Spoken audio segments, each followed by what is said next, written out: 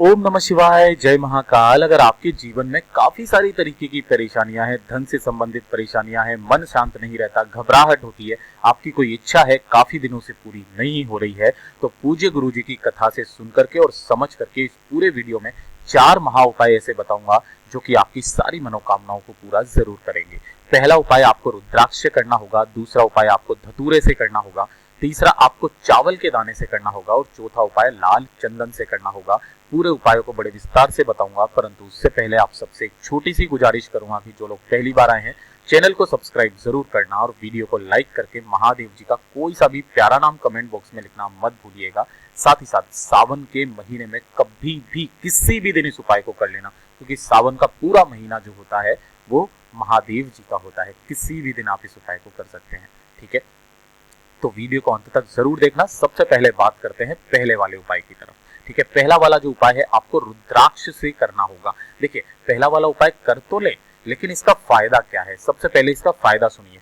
देखिए, गुरुदेव ने जो बताया था वो बताया था अगर आपके कोई बीमारी है काफी लंबे समय से चली आ रही है, जैसे किसी के छाले की बीमारी होती है, किसी के पेट दर्द की बीमारी होती है, किसी के कमर दर्द की बीमारी होती है, काफी दिनों से चलती हुई आ रही है, कोई इलाज ही नहीं मिलता है, उन लोगों के लिए। दूसरी, अगर आपको घबराहट होती है, भय लगता है, डर लगता है ना, तो कुछ काम करने का मन नहीं करता है, आपका मन नहीं लगता है, तब उस व्यक्ति में ये वाला उपाय आप जरूर कर लेना, ठीक है। सुबह करना चाहो सुबह कर लो, शाम को करना चाहो शाम को कर लो, किसी भी दिन इस उपाय को कर लेना।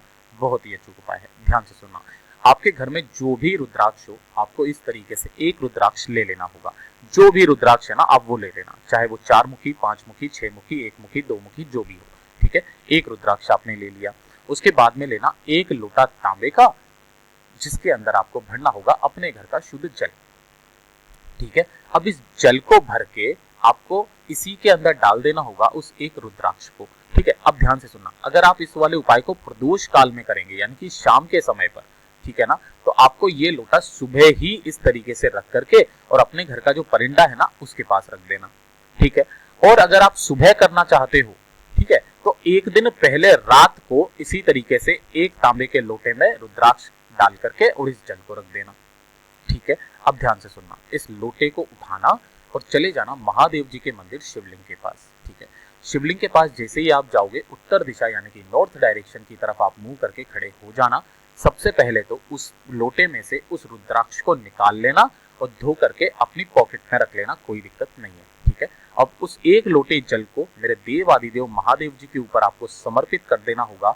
महादेव जी का बहुत ही प्यारा सा नाम है सोमेश्वर महादेव जी, है ना। किनके नाम से? सोमेश्वर महादेव जी के नाम से आपको ये एक लोटा जल समर्पित कर देना होगा, रुद्राक्ष का जल मेरे देव आदिदेव महादेव जी के ऊपर ओम नमः शिवाय श्री शिवाय नमस्तुभ्यं का स्मरण करते हुए, ठीक है।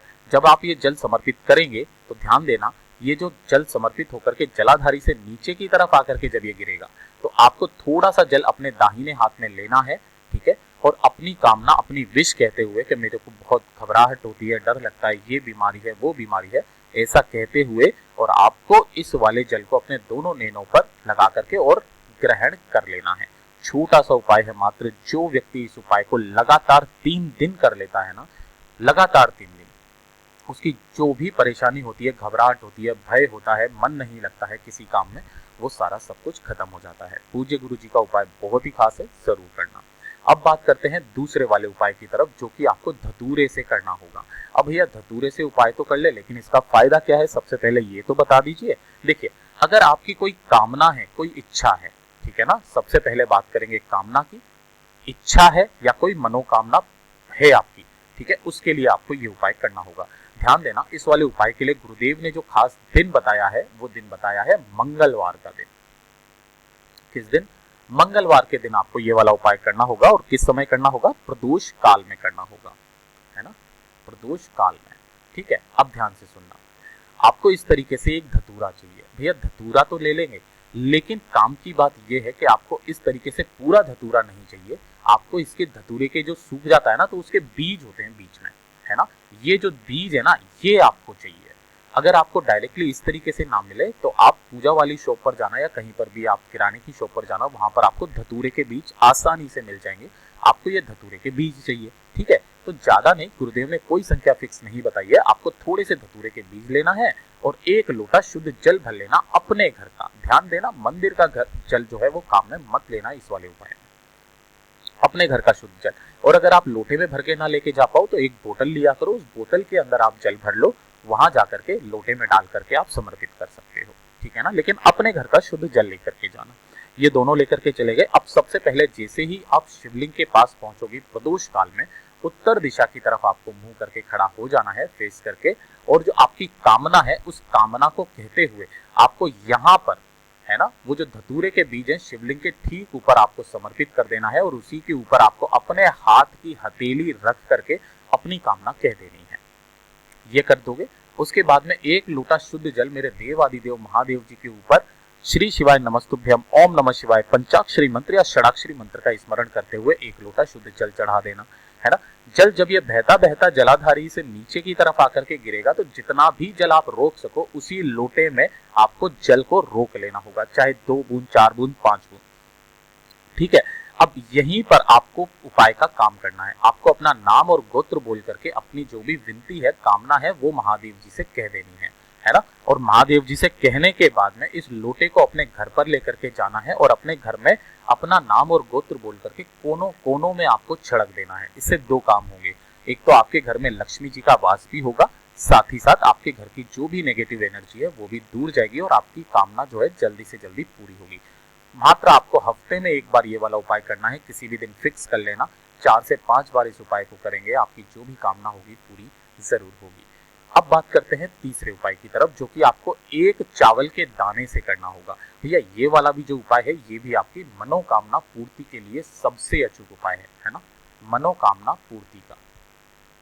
सावन के महीने में कभी भी किसी भी दिन इस वाले उपाय को कर लेना, आपको सफलता मिलेगी ही मिलेगी, ठीक है। अब ध्यान से सुनना, इसके उपाय को करने का एक खास तरीका है। आपको 1 चावल का दाना चाहिए जो कहीं से भी खंडित टूटा फूटा ना हो, ठीक है, 1 चावल का दाना।